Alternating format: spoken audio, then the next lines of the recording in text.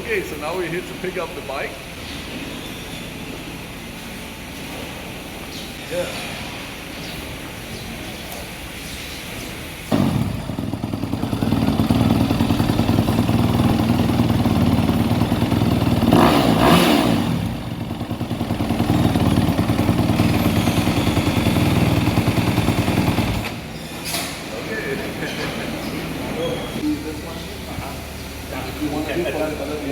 Just turn the front light thing as it's not. Yeah, then I will go up. I already ordered stickers as well. You all come.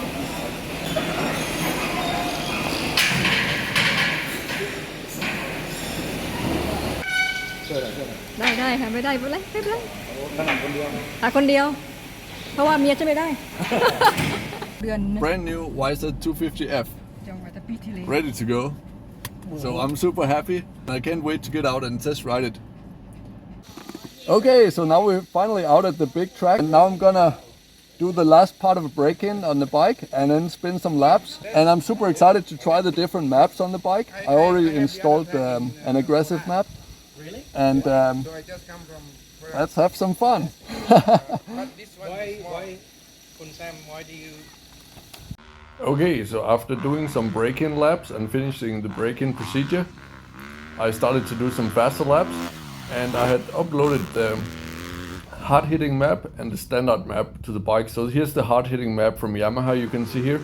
But it was running pretty lean, so I could hear a bit of popping, so instead I replaced it with the Kiefer passive-aggressive map, which you could see is less lean, so that eliminated that exhaust popping.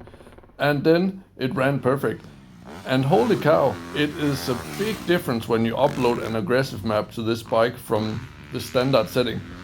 So I guess Yamaha this year, they decided to put a standard map in it that is a lot softer, maybe for reliability and maybe for safety for beginners.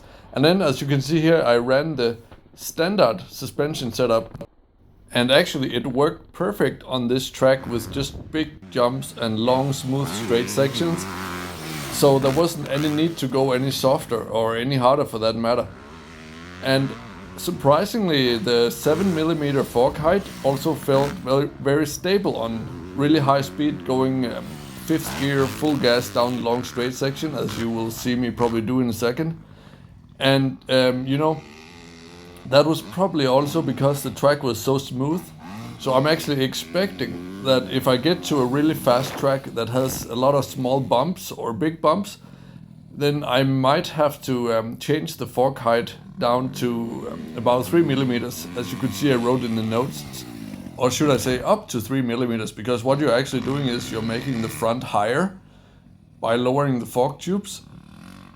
And then you're transferring a bit more weight towards the rear and taking off weight from the front and making it more stable on high speeds.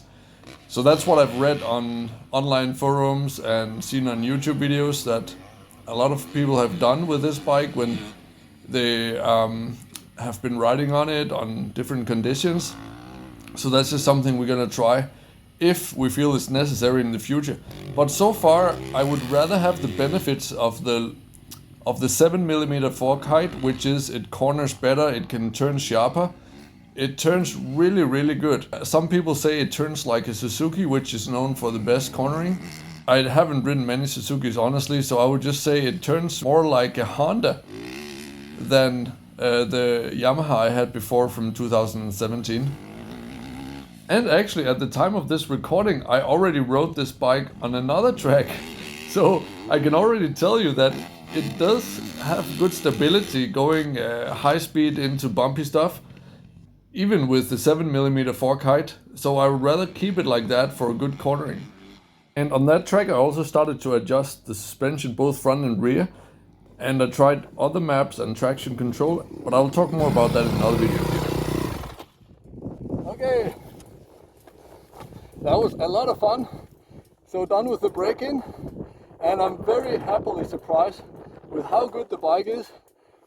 The suspension is unbelievably good.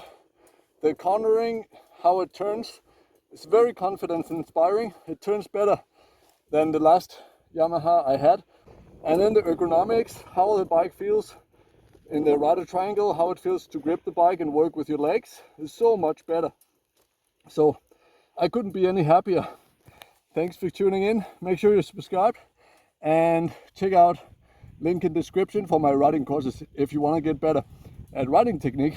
In any case, thank you for watching and see you on the next one. To watch the full version of my advanced riding videos and support the development of this channel, click the join button below and become a member.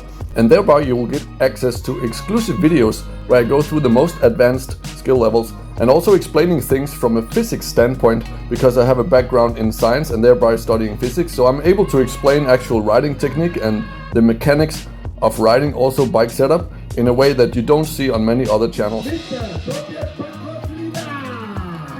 Also, I share my own step-by-step methods on how I track my own progress and riding technique development. So if you're interested in that, consider becoming a member and clicking the join button. And if you like tropical island holidays, visit fitcamp5.com for my 2-time TripAdvisor award-winning training camp, where we train fitness and action sports together while learning to live a healthy lifestyle and, maybe most importantly, have fun at the same time.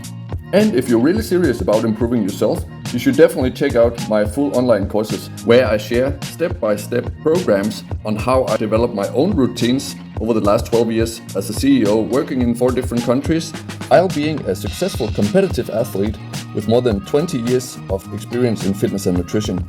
Check the link in the description for that. And in any case, thank you so much for watching. Have a great day, be awesome, believe in yourself, and see you on the next one.